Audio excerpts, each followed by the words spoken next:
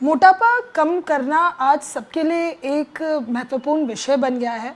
हर शख्स चाहता है कि वो फिट दिखे, एक्टिव दिखे और हेल्दी दिखे, लेकिन अजगर के खून से भी मोटापा कम हो सकता है। दरअसल हाल ही में एक ऐसी स्टडी सामने आई है जो ये दावा करती है कि अजगर के खून में वो अणु है जिससे मोटापा कम हो सकता है।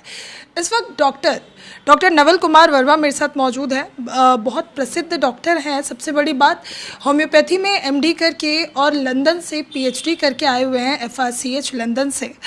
सर, आपके बारे में कई सारी स्टडीज़ आपकी भी पब्लिश हो चुकी हैं। ये जो नई स्टडी है जो ये कहती है कि अजगर के खून से मोटापा कम हो जाएगा, कैसे?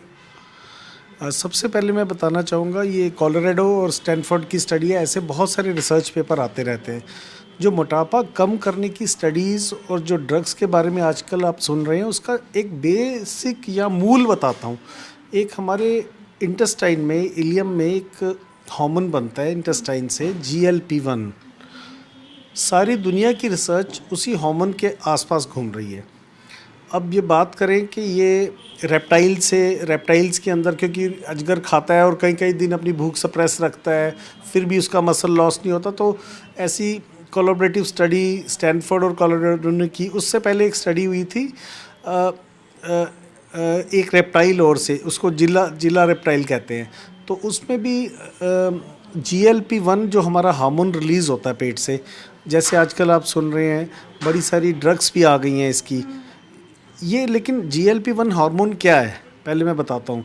पहले स्टडीज़ की बात करें, ये स्टडीज़ तो आती रहेंगी, आप काफ़ी न्यूज़ेस सुनते रहेंगे। ये हार्मोन क्या है, जो नई ड्रग्स आती हैं वो क्या करती हैं, और हमें नेचुरली अगर वो हार्मोन ठीक करना है, सबसे इम्पॉर्टेंट है कि केमिकल बेस्ड पे हमें हार्मोन ठीक करना है कि नेचुरली ठीक करना है। ये भी बड़ा हमें डिपेंडेंट करता है कि ड्रग बेस्ड हेल्थ चाहिए कि नॉन ड्रग बेस्ड हेल्थ चाहिए। बट जो लोग मोटापे से जूझ रहे हैं, सब कुछ कर चुके होते हैं, उनके लिए कई बार ड्रग्स या कुछ थेरेपीज़, चाहे आयुष थेरेपीज़ हो, चाहे एलोपैथिक ड्रग्स हो, चाहे होम्योपैथिक ड्रग्स हो, वो इम्पॉर्टेंट हो जाती है। होम्योपैथी में भी जैसे लेक्सिस, नाजा, ऐसी कुछ दवाइयाँ हैं जो स्नेक वेनम से बनती आई हैं पिछले 100-150 साल से।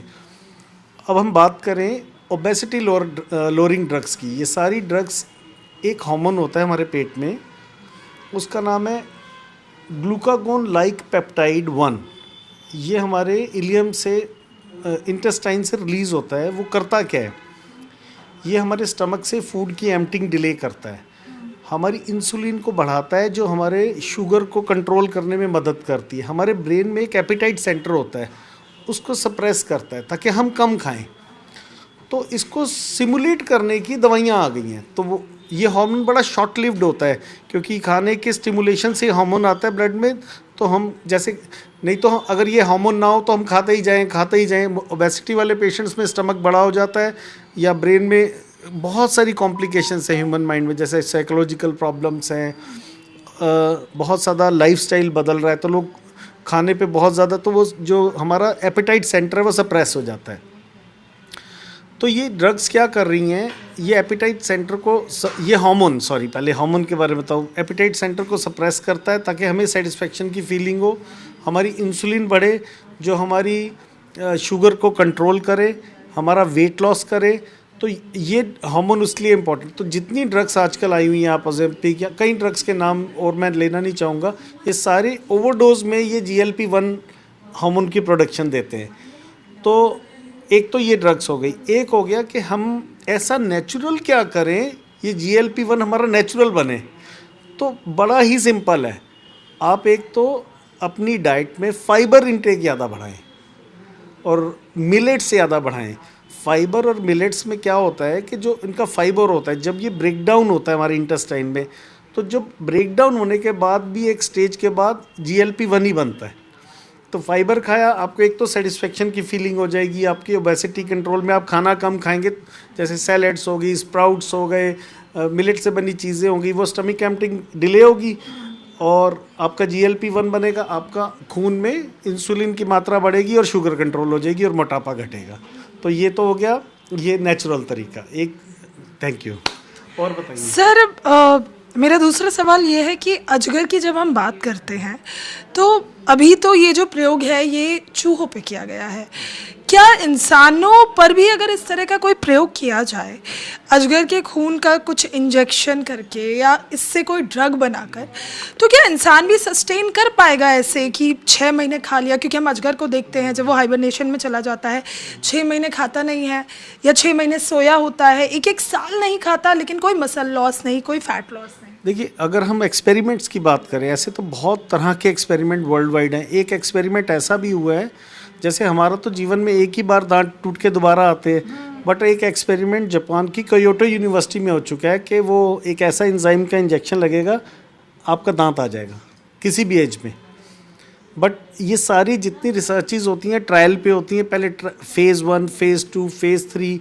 अब उसमें ह्यूमन ट्रायल्स में उसकी क्या टॉक्सिसिटी आती है या वो ड्रग किस तरह का ह्यूमन पे प्रभाव करता है, एफिकेसी, टॉक्सिसिटी, बहुत सारे फैक्टर्स के बाद ये ह्यूमन यूज़ पे आती हैं दवाइयाँ। तो उसके बहुत सारे नॉर्म्स हैं, इंडिया में भी, इंटरनेशनली भी। हमारे CDSO है, फॉरेन में FDA है। तो ये अथॉरिटीज़ डिसाइड करती हैं कि कितने नंबर ऑफ़ पीपल पे इसका ट्रायल हो जिस पे सेफ़ माना जाए कम्युनिटी यूज़ पे, फिर उसको मार्केट ऑथराइजेशन में दिया जाता है, तब ये सेफ़ मानी जाती है। सर आखिरी सवाल बस इतना कि अजगर की बॉडी में या किसी भी स्नेक की बॉडी में वो मैकेनिज़्म क्या होता है जो उन्हें कई महीनों तक भूखा रखने के बाद भी हेल्दी रखता है और काफ़ी खा लेने के बाद भी मोटापा नहीं होता? इसमें मैंने आपके लिए एक निकाल के रखा था। इसमें देखो, इसका जो टारगेट एक्शन है ना, पूरा उसका डाइजेस्टिव सिस्टम स्लो डाउन कर देता है, जो इसके अंदर जो अपना हार्मोन रिलीज़ करता है अजगर का, क्योंकि उसका मसल लॉस नहीं होता, उसको भूख नहीं लगती कई महीनों तक, कई सालों तक, एक बार वो खा लेता है। तो वो उस चीज़ को स्टडी किया जा सकता है कि वो चीज़ क्या ह्यूमंस में हम डेवलप कर सकते हैं, क्योंकि ह्यूमन बॉडी में वो चीज़ नहीं है। तो ये ट्रायल का मैटर है कि वो हार्मोन कैसे बॉडी में सस्टेन करेगा, कितने लंबे समय तक करेगा, क्या वो ड्रग ह्यूमंस पे कामयाब हो जाएगी या नहीं हो जाएगी, या कोई जेनेटिकली इंजीनियरिंग की जाएगी उसकी। तो ये तो शोध का विषय है।